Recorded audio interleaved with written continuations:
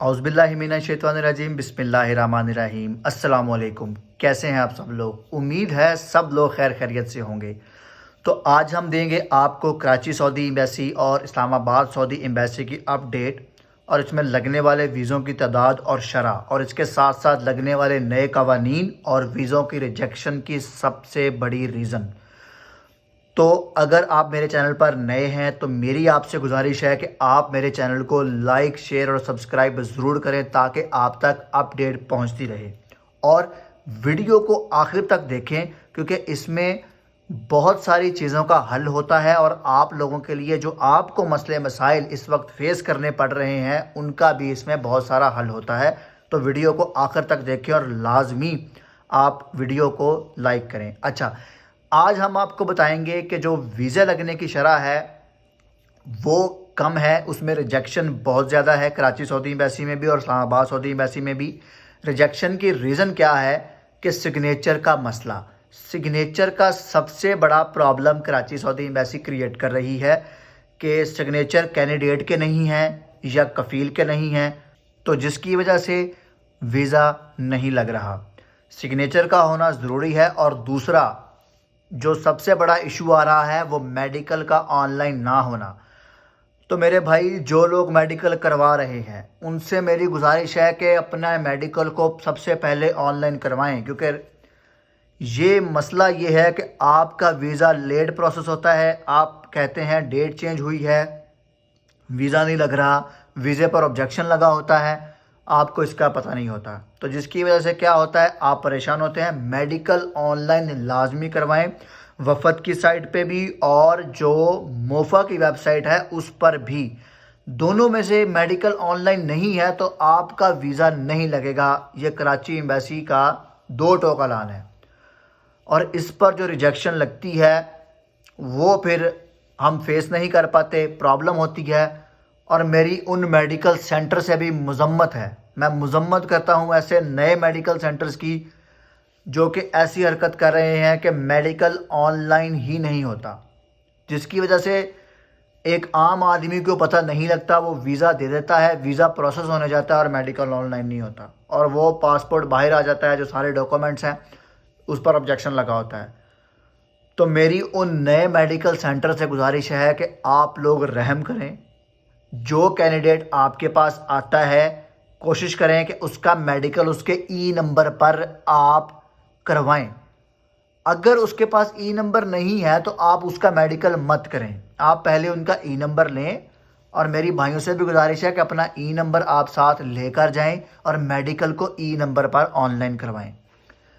अब एक बड़ा मसला नेवटेक का लगना, ड्रॉप बॉक्स का खाली होने का मसला यही है कि जो नेवटेक का कानून लग चुका है, ड्रॉप बॉक्स बिल्कुल खाली जा रहे हैं। 10 से 15 पासपोर्ट ही ड्रॉप बॉक्स में होते हैं, कोटा 50 का है, लेकिन 10 से 15 पासपोर्ट का होना इसलिए है क्योंकि नेवटेक का कानून जो लग चुका है, इसकी वजह से अब बहुत सारे भाई सऊदी आने से रह जाएंगे जिनके पास रजिस्टर्ड डिप्लोमा नहीं है और नेवटेक से असाइन शुदा नहीं है। नेवटेक के कानून ने एक नई उलझन पैदा कर दी है। लेबर के अलावा तमाम जितने वीज़े हैं जिसमें हिल्लाक, खयात और ये हेयर ड्रेसर जो हैं, ड्राइवर, साइक शहाना, जो भी ड्राइवर है, हैवी ट्रक ड्राइवर है, लो ट्रक ड्राइवर है, या जो टेक्निकल डिप्लोमा होना ज़रूरी है।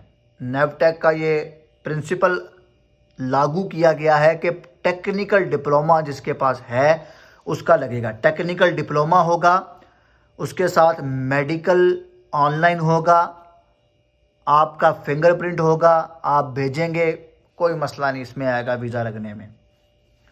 और दूसरी बात, जो बार बार वकालों का पूछते हैं, जो कहते हैं कि 1500 वकाला हमने दिया है, 2000 रियाल दिया है, तो वकाला जो है वो लग जाएगा नहीं लगेगा। देखिए, मैंने आपको पिछली वीडियोज़ में भी बोला है और अभी भी बोल रहा हूँ कि एतबार तो किसी का नहीं है,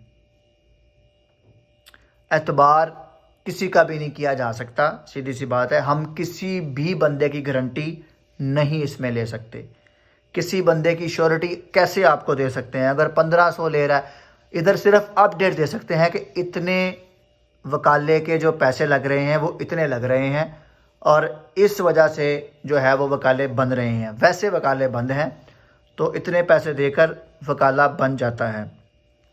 टेक्निकली नेवटेक का होना ज़रूरी है। अगर कोई टेक्निकल बंदा यहाँ पर आ रहा है तो उसके लिए नेवटेक से पास शुदा पेपर जो है वो उसको साथ लगाना पड़ेगा। तो इसलिए जो तादाद है वो एम्बेसी में पासपोर्ट की कम जा रही है। और इसके साथ साथ अगर हम इस्लामाबाद सऊदी एम्बेसी की बात करें तो वहाँ पर ओरिजिनल अक़द अमल चल रहा है, उसकी PDF फाइल भी चल जाती है। उसके अलावा डॉक्यूमेंट्स आपके ओरिजिनल होने चाहिए, नेवटेक वेरीफाइड होने चाहिए, मेडिकल है वो ऑनलाइन होना चाहिए। ये इस्लामाबाद एम्बेसी में ये चीज़ें चल रही हैं। यहाँ पर थोड़ी फ्लेक्सिबिलिटी है, आपका वीज़ा प्रोसेस हो जाता है। लेकिन अगर ये चीज़ें मिसिंग हैं तो आपका वीज़ा कैसे लग सकता है? वीज़ा बिल्कुल नहीं लगेगा। और मेडिकल सेंटरों से गुजारिश है कि वो किसी किस्म का भी मसला किसी भाई के लिए ना करें, उसके नंबर पर मेडिकल ऑनलाइन करें तो बहुत मेहरबानी होगी। अब बात करते हैं जिन भाइयों ने मेरी लास्ट वीडियो पर कमेंट किया था और एक भाई ने कहा है कि उनका प्रोटेक्टर हो गया है, 16 दिसंबर को फ़्लाइट है दमाम की। तो भाई आपको मुबारक हो कि आपका प्रोटेक्टर हो चुका है। और एक ने कहा है कि शिरका इमदाद सऊदी अरेबिया का वीज़ा लग रहे हैं, मुझे ऑफ़र हो रही है एक एजेंसी से, तो इसके वीज़े लग रहे हैं या नहीं। देखिए, शिरके के वीज़े तो लगते हैं। अगर आपको किसी एजेंसी ने ऑफ़र की है ये लगने की तो एजेंसी कंफर्म करके, उसका नंबर कंफर्म करके, वो रजिस्टर्ड है भी या नहीं उसकी रजिस्ट्रेशन चेक करके, उसके बाद ही आप इस पर आएँ और इसका वीज़ा लग सकता है। टेलर का वीज़ा फैक्ट्री डिप्लोमा फैक्ट्री से बनवाएं, मेरा वीज़ा नहीं लग रहा। देखें जी, टेलर का वीज़ा है तो इसके लिए जो बेहतर रहनुमाई है वो ये है कि आपके पास एक टेक्निकल वोकेशनल कॉलेजेस, याद रहे वोकेशनल कॉलेजेस होते हैं, उनकी आपके पास अगर डिग्री या सनद है तो आपका टेलर का वीज़ा लग सकता है। एक ने कहा है कि मेरे पास डिप्लोमा था, वो मैंने वेरीफाइड करवाया है नेवटेक से और मोफा से और सऊदी कौंसलेट से, तो क्या मुझे भी नेवटेक करवाना पड़ेगा? मेरे भाई, अगर आपका नेवटेक से ऑलरेडी रजिस्टर्ड है तो आपको नेवटेक से क्यों करवाना पड़ेगा? आपका अगर नेवटेक से रजिस्टर्ड है, सऊदी से रजिस्टर्ड है, मोफा से रजिस्टर्ड है तो कोई इसका मसला नहीं है। एक ने पूछा है सर आजकल आमल मंजिली वीज़ा लग रहा है या नहीं? मेरे भाई, आमल मंजिली इन सब के जो वीज़े हैं, आपको पता है कि नेवटेक का कानून है 1500 से 2000 रियाल इसका लग रहा है। एक भाई ने कहा इस्लामाबाद में 2 दिन में वीज़ा लग गया है। जी हाँ, इस्लामाबाद एम्बेसी लगाने को 2 दिन में लग जाता है, लेकिन 1 हफ़्ते का टाइम वहाँ पर लगता है। कहा कि ब्रदर वीज़ा स्टैंप हो जाने के बाद मोफा की वेब पर शो होना ज़रूरी है या ना भी हो तो कोई इशू नहीं है, प्लीज़ रिप्लाई। मेरे भाई, वीज़ा लगता है तो मोफा की साइट पर शुरू होता है जब तक आपकी एंट्री यहाँ पर नहीं हो जाती। 90 दिन है आपके पास। जब आपकी एंट्री यहाँ पर हो जाती है तब कुछ दिन में मोफा की साइट पर शो नहीं होता, लेकिन KS से वीज़ा जो वेबसाइट है वहाँ पर आपका जो वीज़ा है वो शो होता है आपकी डेट ऑफ एक्सपायरी के बाद भी। अब एक ने कहा है कि मेरे पास इस्लामाबाद का हैवी लाइसेंस है, मुझे ट्राई देना होगी। देखिए, अगर आपके पास इस्लामाबाद का हैवी लाइसेंस है, सऊदीया का हैवी लाइसेंस है, जी सऊदीया का हैवी लाइसेंस है तो नेवटेक के कानून के मुताबिक उनसे आपको अपॉइंटमेंट ज़रूर लेनी पड़ेगी। वो आपका लाइसेंस चेक करेंगे, अगर है तो कोई इशू नहीं है। सऊदी एम्बेसी या सऊदी कल्चर, देखें अगर आपकी डिग्री है, ठीक है, डिग्री जो है वो वेरीफाई करवानी पड़ती है सऊदी कल्चर से। अगर इसमें बाय मिस्टेकनली सऊदी एम्बेसी हो गया है, लेकिन सऊदी एम्बेसी और सऊदी कल्चर एक ही बात कही जाती है डिग्री के लिए। अगर कोई बैचलर्स डिग्री है या MPhil या PhD की कोई डिग्री है। एक भाई ने कहा है कि आपने बताया कि सऊदी हुकूमत सिर्फ डिग्री वालों को या हुनरमंदों को वीज़ा दे, तो क्या अगर कोई वर्क वीज़ा पे जाना चाहता है जिसके पास कोई हुनर या कोई डिग्री ना हो, अनपढ़ बंदा हो, तो क्या वो किसी भी वर्क वीज़ा पे नहीं जा सकता? प्लीज़ रहनुमाई फरमाएं। मेरे भाई, वर्क वीज़ा यहाँ पर मुसस्सा देता है या शिरका देता है और बताता है कि ये बंदा यहाँ पर क्या करने आ रहा है, ठीक है। अगर आपका लेबर का वीज़ा है, वर्क वीज़ा बेसिक यहाँ पर लेबर के वीज़े को कहते हैं, तो जो लेबर का वीज़ा अगर आपको इशू हुआ है ना, तो फिर आपको नेवटेक के पास जाने की ज़रूरत नहीं है।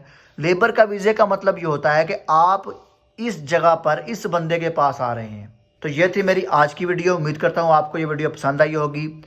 और मेरे चैनल को लाइक, शेयर और सब्सक्राइब ज़रूर करें। और इस चैनल को बनाने का मकसद मैंने अपने अबाउट सेक्शन में लिखा है, आप वहां पर जाकर मेरा अबाउट सेक्शन ज़रूर चेक कर सकते हैं। वो मैं यहाँ स्क्रीन पर मेंशन नहीं कर रहा, क्योंकि इस चैनल को बनाने का मकसद रहनुमाई है। और जो मेरे भाई सऊदीया में मुकीम हैं, मैं बताना तो नहीं चाह रहा, लेकिन मैं चाहता हूं कि आप वीडियोस के अबाउट में ज़रूर देखें जाकर, ताकि आपको क्लैरिटी हो कि चैनल बनाने का मकसद क्या है। अपना ख्याल रखिएगा। अल्लाह हामी व नासिर।